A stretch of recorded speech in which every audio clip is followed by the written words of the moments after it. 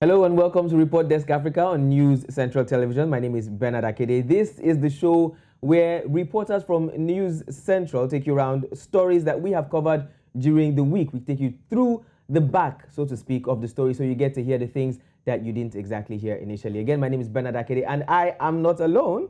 All right, my name is Blessings Mosugu, and on Report Desk Africa today, we will be talking with our reporters on the big stories. Believe me, a lot of things happen in Africa, a lot of things, and then we have a lot of stories that we have covered, and we are here to talk about the report. So don't go anywhere. Okay. So we're going to be talking largely about Nigeria. We'll go a bit to the north, talking about Abuja, the federal capital, and then we're talking something interesting. Traditional medicine in Nigeria, in Africa. How big is it? How helpful is it? How useful is it? What do we need to know about African traditional medicine? Stay with us. It's Report Desk Africa.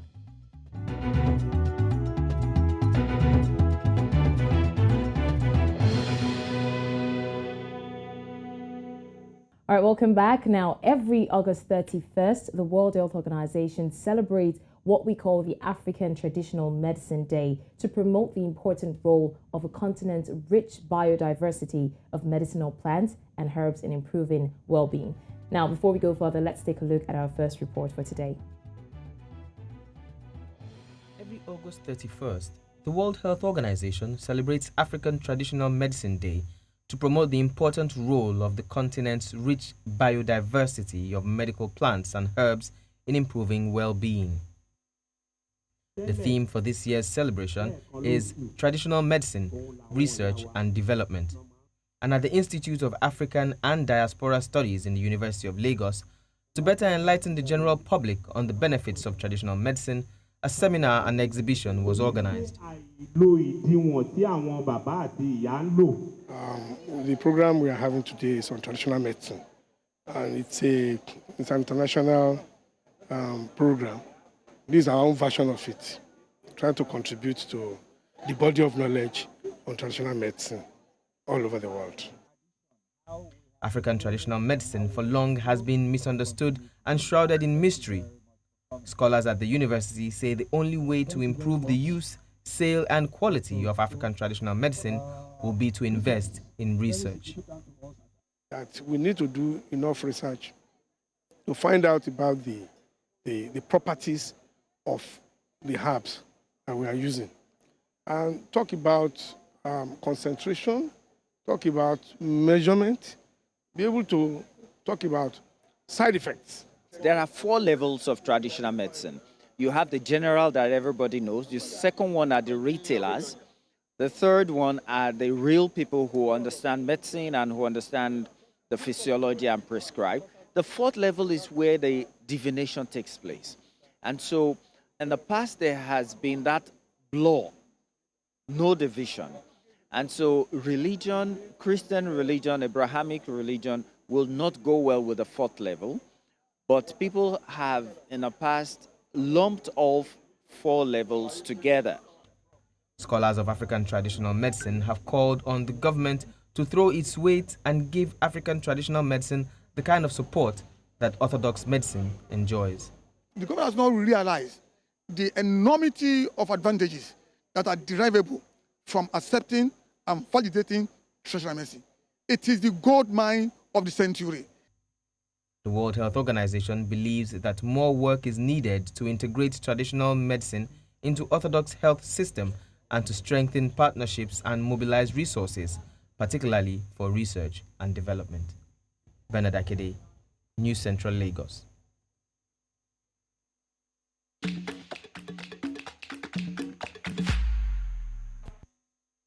All right, that was the report on African traditional medicine. Now, Bernard, you went for that report. So you covered it and you filed in the reports. Now, will you say that that has convinced you that traditional medicine is the only way forward? Well, I wouldn't say traditional medicine is the only way. I'll say it's one of the ways. It's just like when you sing in church and say prayer is the key. Prayer is not the key, it's one of the keys. Exactly. Yeah. So what really caught my interest there was saying that a Catholic priest actually is a doctor and a lecturer in African traditional studies, which of course, encompasses African traditional medicine. Right. Now, certain things were thought out there, and I would say I really was privileged to be part of that, to have compiled that report. Now, it made us see that, or it made me see, basically, that African traditional medicine can also be an alternative to orthodox medicine, can be as good as, if not better than orthodox medicine, if the government gives as much support and provides enough research, which basically was the theme for this year's African Traditional Medicine Day, research and development. Right. They also threw in the example of Asia, particularly China. If you look, traditional medicine in China is equally as strong as orthodox medicine. In fact, it's become so strong that some traditional medicine from China is being exported here into Africa. That's very true. Sadly, because our own traditional medicine, like I mentioned in the report, is shrouded by a lot of mystery.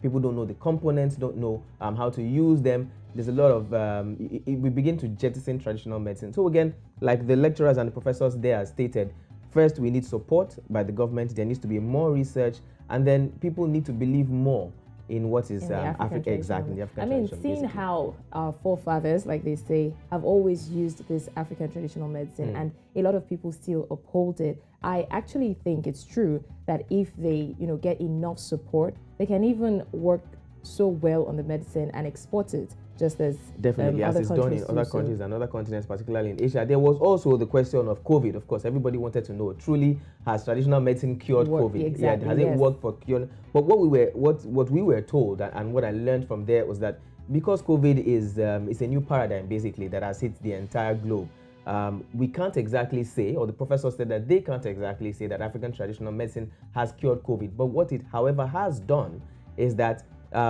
they know that COVID basically is can be really, really intense when there's a deficiency of immunity. So basically, African traditional medicine has been able to, they've been able to come up with certain mixtures and cocktails, as they call it, that will help boost the immunity in people. So you take the treatment and then you take these cocktails, your immunity will be boosted, and you stand lesser chance. Yeah, so that means it's COVID. Not to say that these traditional medicines don't work. They actually help to boost your immunity and prevent. Okay, that's a good one. They do. So will you be taking traditional medicine? Well, I think so. We'll try. All right, on to our next story, but we're still sticking in Nigeria, but we're going further north now to the federal capital, Abuja, and we're talking about e-transportation or e-hailing cabs. Now, the e-transport drivers in Nigeria took to the streets of Abuja, the nation's capital, late last week to call for a review of the nation's transport and labor laws. They say that the lack of adequate regulation of ride-sharing platforms in the country has continued to endanger the lives of the e-transport drivers, leading to the deaths of many. Now, here's a report by News Central's correspondent in Abuja, Idong Joseph, concerning the lack of safety for drivers of e-hailing cabs.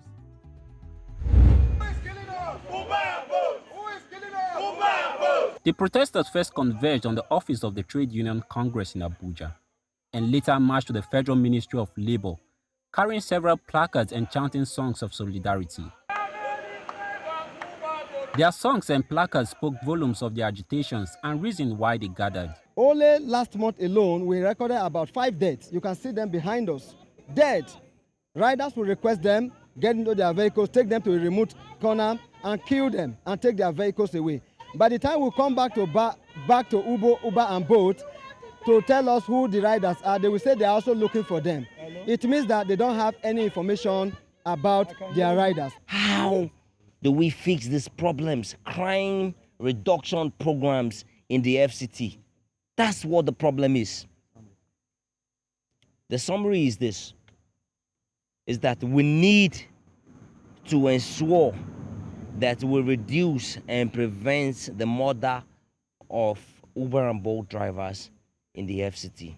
Despite staying for hours at the entrance of Nigeria's Ministry of Labor, there was no one available to attend to them. However, the situation was different at the Trade Union Congress office. People have been existing, and you never bothered about coming under one roof and be registered under a labor union, and then there's a problem, and we are all here. How are we supposed to solve that problem? I'm not blaming. I'm just telling you what has happened. It is not an issue, but I know something must happen before we begin to trace our rights and how to implement them. We want government to mirror into the e-hailing business in Nigeria as it affects ride sharing. I mean, as it affects app company when you request it for your driving or you request it for your riding. While the growing preference for ride-sharing cabs and services by Nigerians, available data estimate that the ride-sharing market will grow from $85 million in 2021 to about $185 billion by 2026.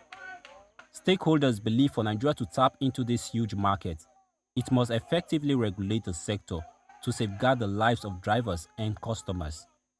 From Abuja, Idong Joseph, News Central Television.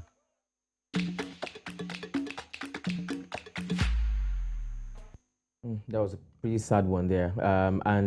Just to push this forward, this particular protest was pushed forward because of a video that went viral on social media, which actually happened in Lagos, where the driver of a vehicle was shot and was bleeding on the floor somewhere in Lagos State here. Apparently, he was found out to be an Uber driver, and this was one death to one killing too many. We don't know if he died or not, but one attack too many, and this led to the Abuja drivers calling for this protest. Well, we're joined now by our correspondent who covered this story from Abuja, Idong Joseph. Idong, thank you for joining us.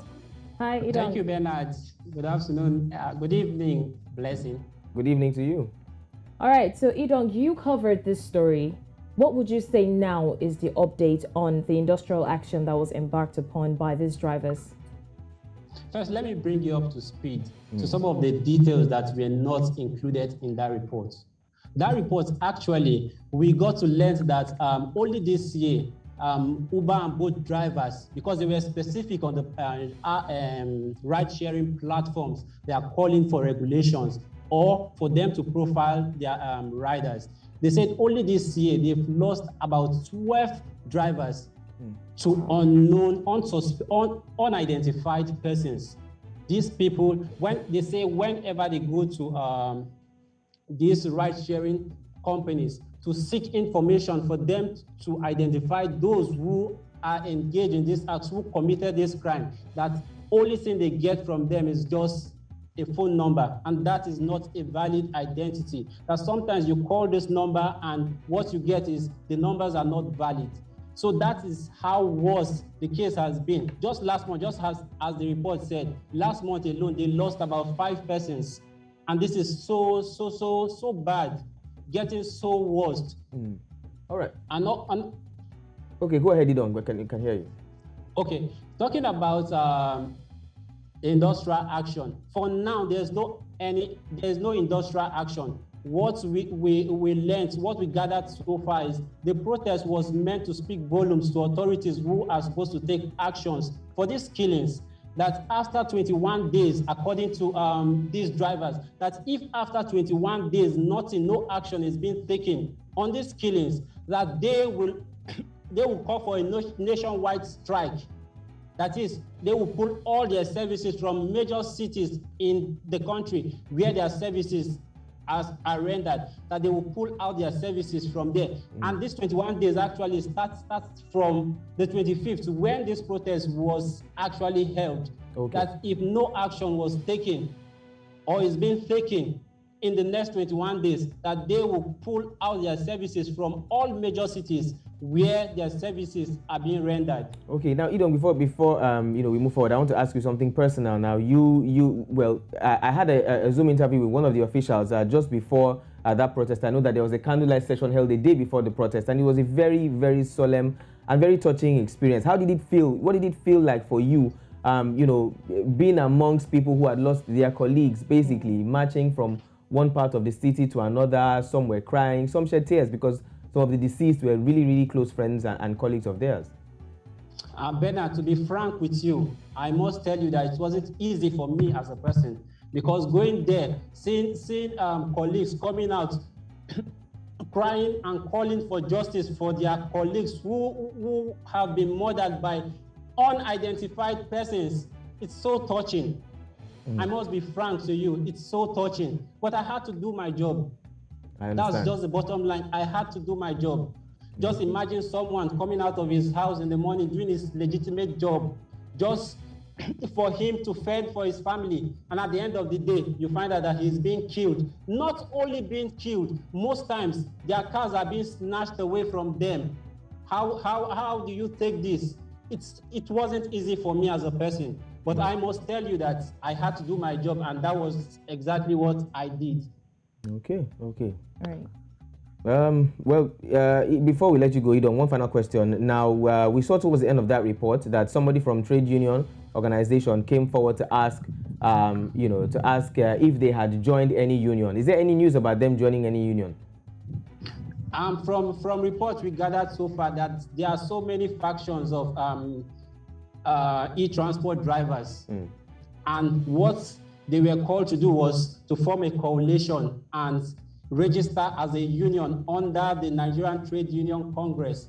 And that way, their demands or whatever their interest is will be fully represented by the union. And that alone will help them push for authorities to take actions. Those who are meant to take actions, that's to regulate the nation's transport and labor law, to include them, because they also cried out that the nation's transport law does not include them, that they have faced so many injustices by these ride-sharing companies and nobody to complain to. So I believe that if, as they were advised to form a coalition and also register under the Trade Union Congress, if that can be achieved, I believe very well that it will help them push further to higher authorities to ensure that these laws are being reviewed to capture them and also provide security for drivers, just as security are being provided for the passengers. Thank you very much. Thank you so much, Idong. Thanks a lot. Thank you very much. Okay. I mean, all these drivers want is the adequate regulation of the ride-sharing platforms, because it seems like without this, it's endangering their lives. Definitely. Now, it sadly seems like the ride-sharing apps and ride-sharing platforms pay more attention to the riders than the drivers. That's their complaint. Now, with some updates on the e-hailing transport protest that took place last week. Now, we know that the drivers are calling for adequate regulation of the ride-sharing platforms in the country. And then the drivers also say that the lack of regulation endangers the lives of e-transport drivers, leading to the death of many of them. And also, they are asking for proper profiling of passengers by the e-hailing companies. Now, profiling very important, because I remember during my Zoom interview, one of the drivers who I spoke with said that he got a call from a rider and the name that appeared on the screen was Devil. So, wow. So you picking the call, all the information he has is that he's driving the Devil from one location to another. And then after that, it's easy for a passenger or a rider to destroy the SIM card, possibly even all the e-hailing companies, and then get another SIM card and move on. And it's very, very risky. I mean, seeing from the protest, they mentioned that most times when they go to meet these people and ask for the profile of the riders, they're like, they don't know themselves. Yes. So it's very important that they profile these riders same way they profile drivers. Definitely. All right. So we do hope definitely that the appropriate quarters will look into this particular issue, not just in Abuja, but in every state of the Federation where e-hailing cabs are thriving, particularly in Lagos. Yes. All right, we'll take another quick break now. I think we're ripe for a break. And then when we come back, Report Desk Africa will give you some things to look forward to in the coming week. Stay with us.